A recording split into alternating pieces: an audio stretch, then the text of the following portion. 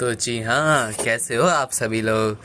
So hey guys, welcome to my new vlog. हाँ, vlog नहीं है ये, इस बार एक इम्पोर्टेंट नोटिस है आप सभी के लिए। अब मेरे को वैसे तो पता ही है मेरी व्लॉग इतने सारे लोग देखते नहीं हैं। इम्पोर्टेंट नोटिस वो तो 2 मिनट का है, वो लास्ट के टाइम पे डालूँगा। इससे पहले जो मैंने एक मम्मी जी को गिफ्ट दिया है छोटा सा, उसके बारे में बताता हूँ आप सभी को। ये बात मैंने अभी तक किसी को भी नहीं बताई थी, ये गिफ्ट के बारे में। तो ये बात शुरू होती है उस दिन की जिस दिन मैं हमारा इंडिया में मेरा लास्ट डे था। ये वाली वीडियो जो आप अभी यहाँ पे फ़ोटो देख रहे होगी, इस वाले वीडियो में एक क्लिप है जिसमें मैंने अभी एक्टिवा धोया। एक्टिवा धोने के बाद, मतलब मैंने नहीं धोया मैंने धुलवाया। एक्टिवा धुलवाने के बाद मैं गया था मम्मी के लिए एक फ़ोन ख़रीदने। आईफोन 13 है वो। पर क्या बोलते, मैं उसके लिए भूल चुका था, मैंने वो पहले ही जाना था वहाँ पे। और मेरे को लास्ट टाइम पे, लास्ट डे के लास्ट मोमेंट पे याद आया। रात के उस टाइम बजे हुए थे 6 से 7। उस टाइम मैंने कोई वीडियो नहीं बनाई, बस एक क्लिप बनाई जिसमें मैं क्या बोलते वो आईफोन को स्टार्ट कर रहा था। वो क्लिप आप अब ये देख ही रहोगे। इसके बाद देखो आप वो क्लिप। जाती माने थे।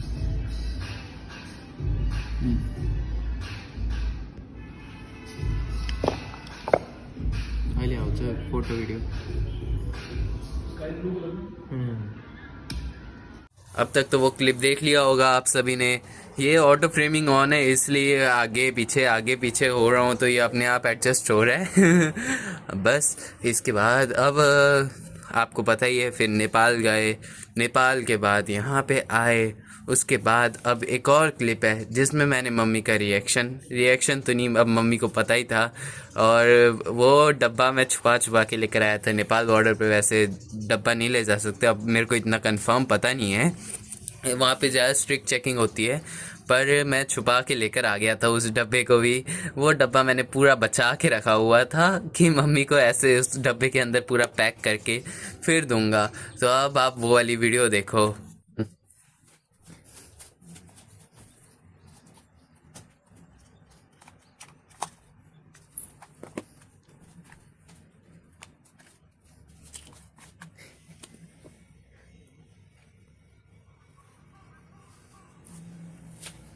ऑन करूं?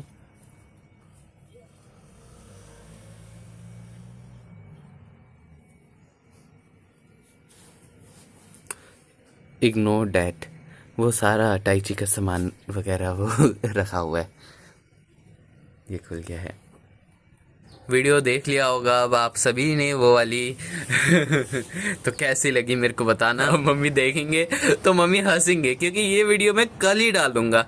अब क्योंकि अब मैं जापान में आ चुका हूँ, यहाँ पे जापान में आने के बाद कोई कंटेंट मिल ही नहीं रहा, तो ये वीडियो मैं कल ही डाल दूंगा कि बाकी वीडियोस डालने से पहले जापान में आकर।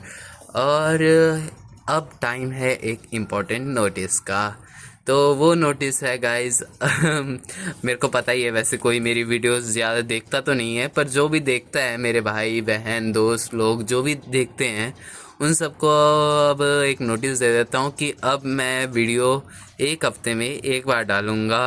अपना अब डेट डिसाइड करते हैं। डेट नहीं, डे डिसाइड करते हैं। डे हम डालेंगे मंडे ट्यूसडे वेंसडे, इन 3 दिन में से एक डे डिसाइड करना है। मंडे को तो नहीं, ज़्यादा ही बिजी हो जाएंगे उस दिन। तो क्या बोलते हैं, अब छुट्टी वगैरह होके बोर हो जाते हैं, तो मंडे का दिन सबसे बेकार दिन होता है ना। ट्यूसडे हनुमान जी का दिन हो गया, थोड़ा खुशी वाला दिन होता है।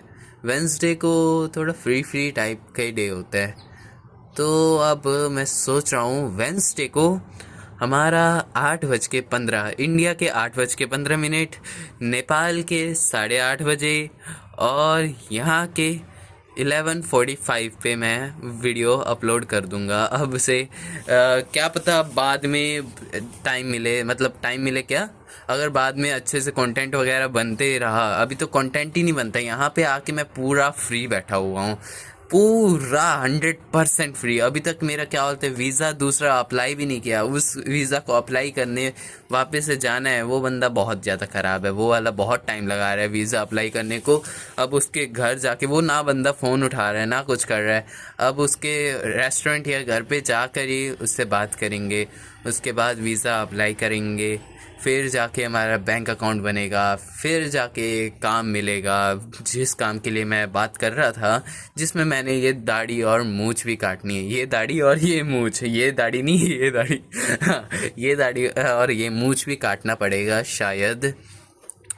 अब वो वाले काम भी देखते हैं कैसा होएगा, फिर आप देखना मेरा न्यू एकदम न्यू लुक ये तो क्या बोलते हैं, जो मेरे दोस्त लोग 2022 से मेरे साथ हैं ना, उन लोगों ने भी देखा होगा, जिसमें मेरे पूरे बाल लंबे यहाँ तक के थे। उसके बाद दाढ़ी मूंछ कटवा दिया था मैंने एक बारी के लिए, क्योंकि मूंछ उस टाइम पे थोड़ी ज़्यादा ही ख़राब हो गई थी। अभी भी पर यार कटवाने का बिल्कुल मन नहीं कर रहा, पर कटवाना ही पड़ेगा। अब क्या कर सकते हैं, अगर काम पे वो वाले काम पे लग गए। पर वो वाले काम का एक फ़ायदा, बहुत अच्छा फ़ायदा मेरे को मिला है, इसलिए मैं वो वाले काम पे लगने की कोशिश कर रहा हूँ कि मेरे को यहाँ पे जैपनीज़ सीखने को मिल जाएगी। उस वाले काम पे जैपनीज़ रेस्टोरेंट है, उसमें एक टाइप का वेटर वाला ही काम है, या फिर अब देखते हैं बाद में क्या काम मिलेगा। ये वाला काम तो अब फुल हो ही जाएगा, क्योंकि वीज़ा अप्लाई करने के 1-1.5 महीना लग जाएगा आने में भी। वो अपना जो वीज़ा है फिर 1-1.5 हफ्ता लगेगा, 1-1.5 महीना लगेगा। अब आपको मैंने बोला था एक कार्ड दिखाऊंगा जो जापान में एंट्री होते ही बनवाना पड़ता है, टूरिस्ट के लिए तो नहीं, वो जो यहाँ पे रेजिडेंट्स होते हैं ना उन लोगों के लिए ये कार्ड है। इसे बोलते हैं जाइरो कार्ड। यहाँ पे ये रेजिडेंस कार्ड, फोकस हो जा, फोकस नहीं हो रहा, अच्छे से फोकस नहीं हो रहा, कोई बात नहीं। ये कार्ड है और यही कार्ड होता है यहाँ पे रेजिडेंस कार्ड। इसके बाद जब बाद में कुछ टाइम बाद यहाँ पे जो यहाँ पे स्टेटस डिपेंडेंट लिखा होता है, यहाँ पे हमारे मतलब मैं डिपेंडेंट वीज़ा पे आया हूँ तो मेरा स्टेटस है डिपेंडेंट। अगर कुछ टाइम बाद 10 साल हो गए तो तब हम यहाँ के परमानेंट रेजिडेंस के लिए भी अप्लाई कर सकते हैं। इसके 3 रूल होते हैं परमानेंट रेजिडेंस होने के, या तो जैपनीज़ लड़की से या लड़के से शादी कर लो, मतलब अब मैं तो लड़का हूँ तो लड़की से ही करूँगा नहीं या तो जैपनीज़ सिटीज़न से मैरिज कर लो, या तो 70 पॉइंट्स एक होते हैं जिसमें क्या बोलते हैं हमारे जैसे अपना वो हो गया ना कॉलेज का पॉइंट, ऐसे कर करके ये कुछ पॉइंट का स्ट्रक्चर होता है, जिसमें ये पॉइंट अगर 70 पॉइंट्स हो गए और आप 3 साल रहे हो यहाँ पे जापान में, तो आपको परमानेंट रेजिडेंस तब मिल जाती है। उसके बाद अगर आपके वो 70 से अबव ओके 80 पॉइंट तक हो गए ना, 80 पॉइंट या 80 से अबव हुए और आपको 1 साल हुआ है, जैसे अब 70 पॉइंट में 3 साल का था, अब जो 80 पॉइंट है ना उसमें बस रहेगा 2 साल का।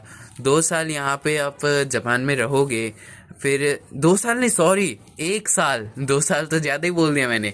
1 साल में ही 1 साल आपको रहना पड़ेगा और वो 80 पॉइंट करने पड़ेंगे। अब मेरे को 1 साल में तो वो 80 पॉइंट नहीं कर पाऊँगा मैं, मेरे को शायद 3-4 साल लग जाएंगे जब मैं यहाँ पे ग्रेजुएशन वगैरह करूँगा। अब देखते हैं क्या होता है यहाँ पे सिचुएशन, 1-2 सालों बाद सिचुएशन क्या होती है कुछ पता नहीं है मेरे को।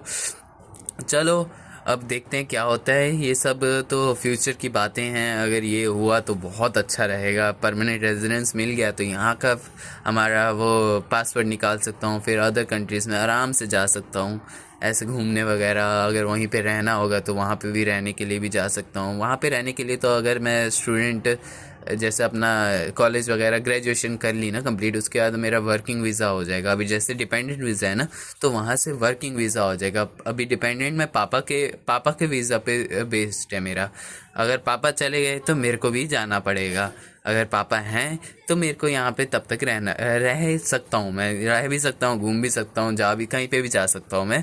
पर अगर वहाँ पे मेरा वर्किंग वीज़ा हो गया अलग से जो ग्रेजुएशन करने के बाद, तब अपना यहाँ पे मैं बिना पापा के रह सकता हूँ। पापा मम्मी को फिर तब मैं गांव भेज दूँगा, घर पे भेज दूँगा अगर यहाँ पे बिज़नेस ना खोला तो। अगर वर्किंग वीज़ा हो गया उसके बाद फिर हम दूसरे कंट्रीज़ के लिए भी अप्लाई कर सकते हैं, जैसे पोर्चुगल हो गया, अमेरिका हो गया, ऑस्ट्रेलिया हो गया, ऐसे ऐसे करके। अब इंडिया नेपाल से तो थोड़ा टफ होता है ना यहाँ से, पर ईजी हो जाएगा। चलो ज़्यादा ही मैंने बोल दिया, अब 9 मिनट की वीडियो यहाँ पे रिकॉर्ड हो चुकी है। अब थोड़ी बहुत एडिट करता हूँ, एडिटिंग मेरे को बिल्कुल नहीं आती, पर ये वाली थोड़ी अच्छे से एडिट करने की कोशिश करता हूँ मैं। और बस अब वीडियो एक हफ्ते में एक बार आएगी, वेंसडे को 8:15 पे। तो मिलते हैं गाइस आप सभी को एक और नए व्लॉग में। तब तक के लिए बाय बाय। ये व्लॉग नहीं था, ये था एक इम्पॉर्टेंट नोटिस। Bye bye.